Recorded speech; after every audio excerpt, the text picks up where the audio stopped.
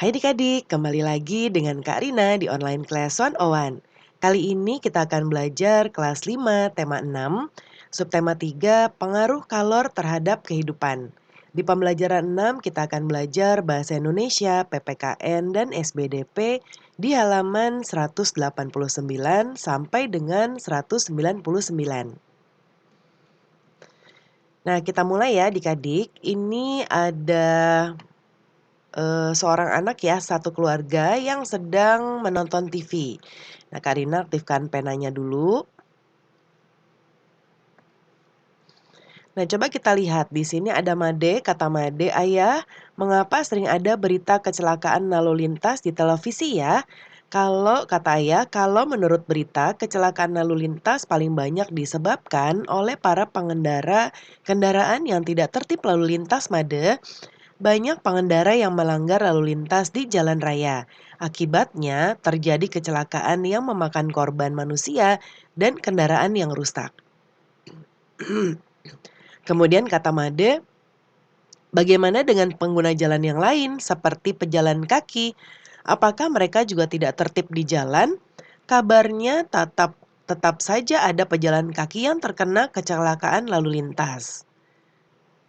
Kata ayah, pengguna jalan termasuk pejalan kaki juga harus mematuhi peraturan lalu lintas, Made. Misalnya, pejalan kaki tidak boleh menyeberang jalan sembarangan, atau pejalan kaki tidak boleh berjalan di bahu jalan, karena sudah disediakan trotoar yang memang khusus untuk mereka. Semuanya sudah diatur, tinggal bagaimana menaatinya. Lalu kata Made, benar juga ya, kewajiban setiap orang untuk menaati peraturan yang telah ditetapkan. Peraturan dibuat agar tertib, aman, dan nyaman. Maka jika salah satu tidak melaksanakan kewajibannya, maka bisa terjadi kecelakaan yang merugikan berbagai pihak ya. Wah, memang penting sekali melakukan kewajiban kita agar kita terhindar dari celaka juga orang lain. Setuju, Made? Kata ayah. Nah, adik-adik, di sini sudah ada bacaan dengan judul masalah sosial di sekitar kita.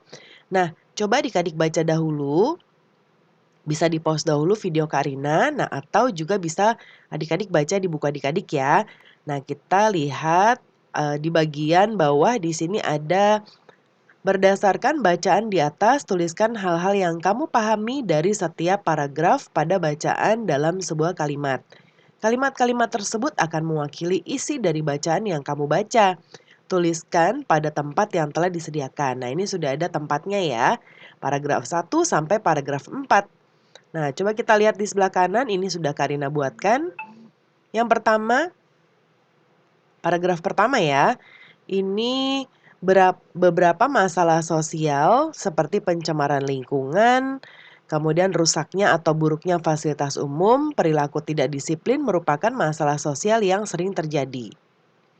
Kemudian berikutnya, paragraf kedua, pencemaran lingkungan terjadi karena masyarakat membuang bahan-bahan berbahaya secara sembarangan. Ya, kemudian sehingga mengakibatkan pencemaran air, udara, dan tanah. Paragraf ketiga, fasilitas umum seperti sarana transportasi, sarana pendidikan, dan sarana kesehatan harus dijaga dan dilaporkan kerusakannya agar dapat digunakan. Paragraf keempat, perilaku tidak disiplin di jalan raya dapat menyebabkan kecelakaan seperti melawan arus, mengendarai sepeda motor di tempat yang tidak semestinya, memarkir kendaraan di sembarang tempat, dan lain-lain.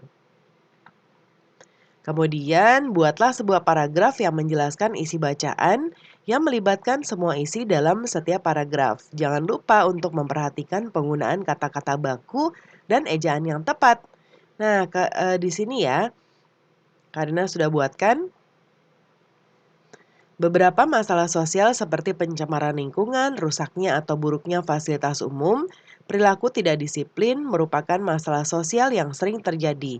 Pencemaran lingkungan terjadi karena masyarakat membuang bahan-bahan berbahaya secara sembarangan sehingga mengakibatkan pencemaran air, udara, dan tanah. Fasilitas umum seperti sarana transportasi, sarana pendidikan, dan sarana kesehatan harus dijaga dan dilaporkan kerusakannya agar dapat digunakan.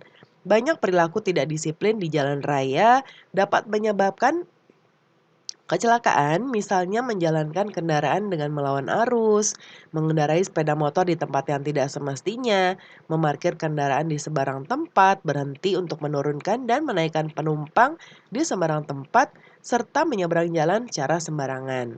Lalu kesimpulannya, permasalahan sosial yang terjadi di masyarakat salah satunya disebabkan oleh adanya pihak yang tidak melakukan tanggung jawabnya. Peraturan dibuat agar tertib, aman, dan nyaman. Maka jika salah satu tidak melaksanakan kewajibannya, maka bisa terjadi kecelakaan yang merugikan berbagai pihak. Nah, berikutnya berdasarkan bacaan di atas, buatlah sebuah diagram untuk menjelaskan apa yang telah kamu baca. Gunakan catatanmu tentang isi setiap paragraf yang mewakili pokok pikiran dalam setiap paragraf di atas untuk mempermudah pekerjaanmu. Tambahkanlah beberapa gambar pada setiap pokok pikiran yang kamu jelaskan. Nah, nanti di gambar di sini, Karina buatkan contohnya di sebelah kanan ya. Yang pertama, tengah-tengahnya tuliskan judulnya, yaitu masalah sosial di sekitar kita. Ini Karina buatkan gambar, ini bisa adik-adik cari juga di internet ya gambar-gambarnya. Masalah sosial. Masalah sosial seperti pencemaran lingkungan, rusaknya atau buruknya fasilitas umum, perilaku tidak disiplin sering terjadi. Ini gambarnya seperti ini ya. Kemudian pencemaran lingkungan. Pencemaran lingkungan terjadi karena masyarakat membuang bahan-bahan berbahaya secara sembarangan. Nih seperti ini ya. Kemudian menjaga fasilitas umum harus dijaga dan dilaporkan kerusakannya agar dapat digunakan. Lalu perilaku tidak disiplin. Perilaku tidak disiplin di jalan raya dapat menyebabkan kecelakaan nih ya. Ini tandanya dilarang parkir tapi mobil ini parkir di sini ya. Nah, kemudian selanjutnya nanti dipresentasikan ya adik-adik hasil pekerjaannya ya. Lalu berikutnya masalah sosial yang terjadi seperti yang dijelaskan dalam bacaan di atas, mungkin pernah terjadi di sekitarmu juga. Pernahkah kamu berpikir tentang gagasan untuk mengurangi terjadinya masalah sosial tersebut? Dengan menggunakan bacaan di atas, lakukanlah kegiatan berikut. Lengkapilah tabel ini dengan menggunakan keterangan pada bacaan di atas ya. Ada contohnya di sini. Yang pertama, masalah sosialnya adalah kemacetan lalu lintas. Penyebabnya yaitu karena kurang disiplin, pihak yang terlibat adalah pengguna jalan, cara mengatasinya adalah mematuhi peraturan lalu lintas. Nah, Karina sudah buat di sebelah kanan ya, ini kita besarkan dulu. Yang pertama tadi sudah dari contoh ya. Yang kedua, Karina buat contohnya adalah pencemaran air. Nah, kemudian yang bagian kedua di sini, kolom kedua membuang limbah ke sungai. Lalu warga masyarakat dan mengatasinya adalah membuang sampah di tempat yang disediakan.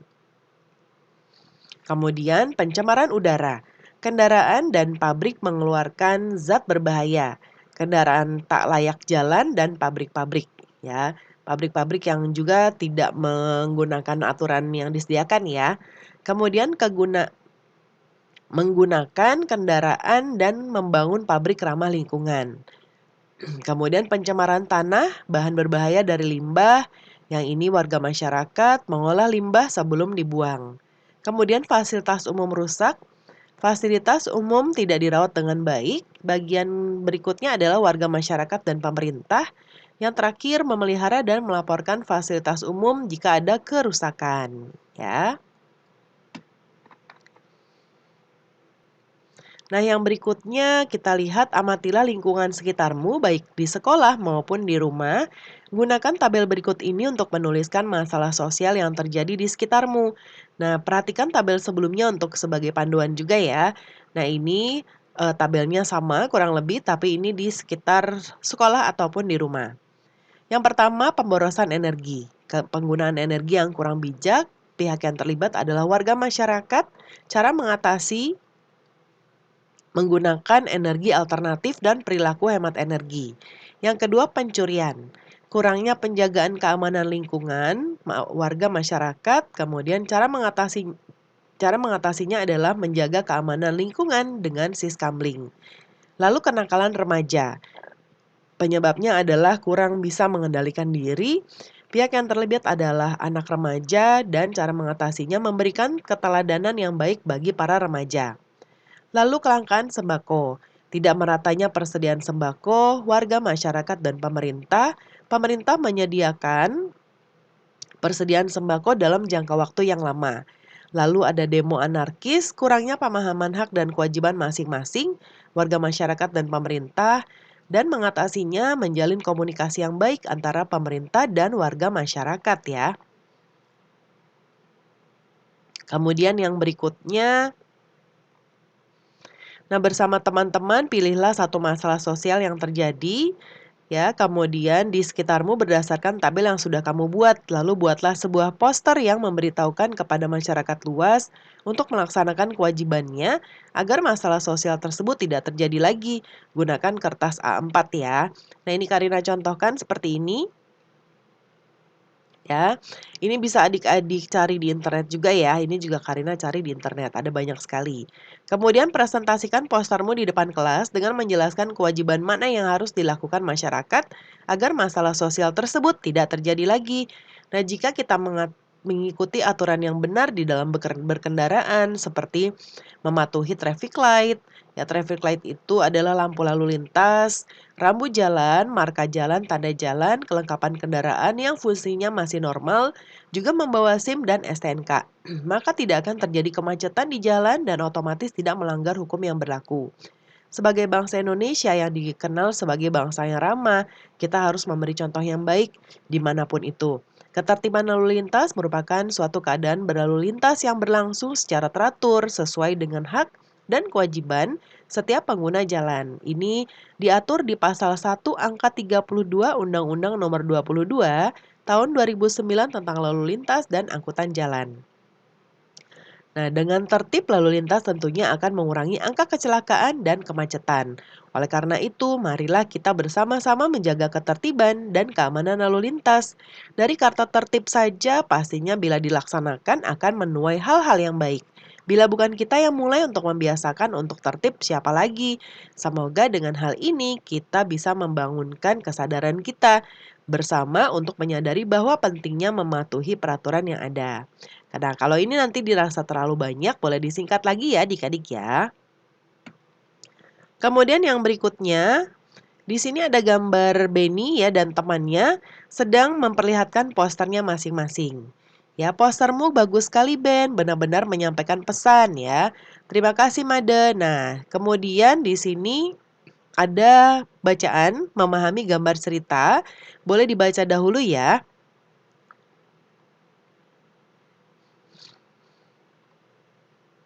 Nah, ini masih ada.